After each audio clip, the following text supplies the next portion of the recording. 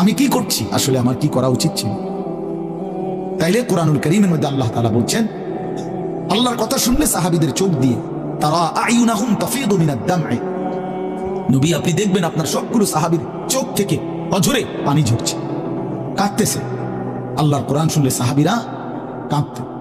কোরআন শরীফে একটা সূরা আছে 29 পারা, সূরা দাহর, কোরআন শরীফের 75 নম্বর সূরা, 76 নম্বর সূরা। এই সূরাটা ছোট্ট একটা সূরা। এই সূরার মধ্যে জান্নাতের অসাধারণ বর্ণনা আছে।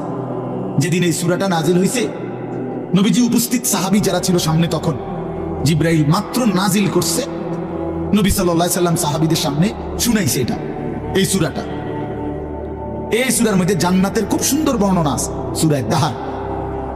তো এই সূরার এই জান্নাতের বর্ণনা শুইনা এখানে বসা একজন সাহাবী, কালো রজুলুন